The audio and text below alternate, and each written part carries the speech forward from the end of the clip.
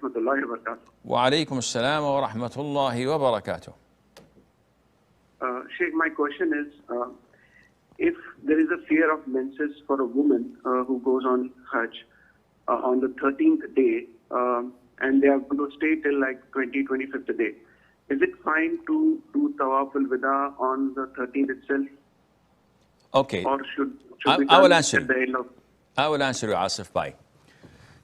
The issue of Hajj is a very simple, yet a bit complicated for those who do not read and learn about it.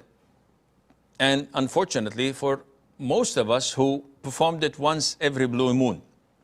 Therefore, you have to revisit this. In Hajj, there are pillars which if you avoid them, then your Hajj is invalid.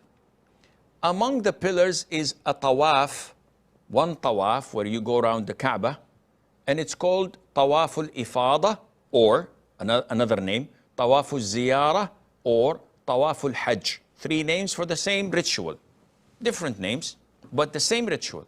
And it's a pillar. The timing of it is on the 10th of the Hijjah, on the day of Eid. And it can be delayed on the 11th, 12th, 13th, up till the end of the Hijjah. Without it, you can not, if you're married, have intimacy with your spouse. Otherwise, you will be obliged to slaughter a sheep because you've committed one of the restrictions of Hajj. There are two types of tahallul. The first one is the one that I can wear my normal clothes, wear perfume, clip my nails, get married, etc., blah, blah, blah. This is done when I throw the 7 pebbles on the day of Eid and I shave my head. That's it. Boom, I can do that. Everything is permitted for me as a pilgrim, as a muhrim, except intimacy. If I perform tawaf al-hajj and the sa'i of hajj, which both are pillars, then now I can have intimacy with my spouse.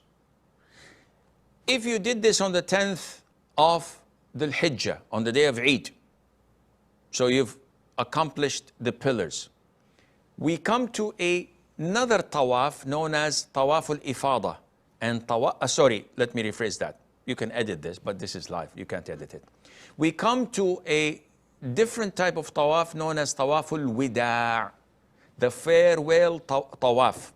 And this is mandatory, where the Prophet said, if this is the last thing you do before leaving Mecca, back home, you have to offer 7 rounds round the Kaaba, and this is called tawaf al-wada'. This particular tawaf is mandatory. If you go home without doing it, you have to slaughter a sheep in Mecca and distribute the meat to the poor. But there are people who are exempted from doing it. Who? A woman in her menses.